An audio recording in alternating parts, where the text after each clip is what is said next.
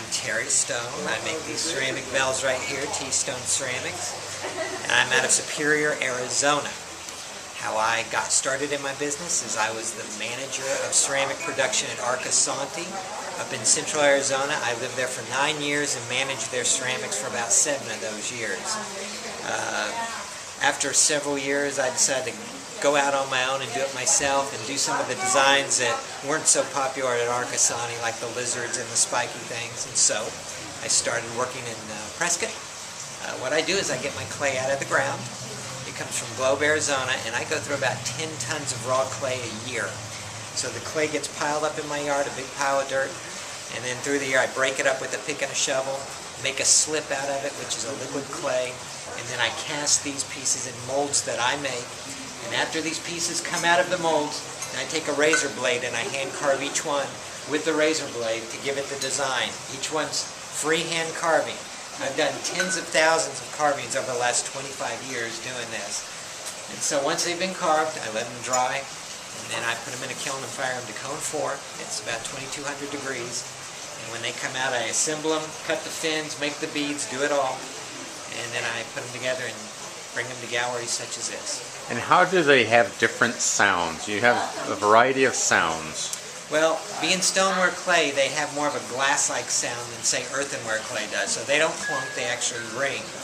And I don't really think about how the sound comes out, but the sound is determined by how thick the clay is and where these keyholes are right here. The higher the keyhole, the lower the sound. The lower the keyhole, the higher the sound. If I didn't have a keyhole at all in there, it would be a much higher pitch and wouldn't reverberate as much as the ones with the keyhole. Can you demonstrate your different ones? Well, that's more of a woody sound. That's the flare. This is the gourd. That's got much nicer ring to it.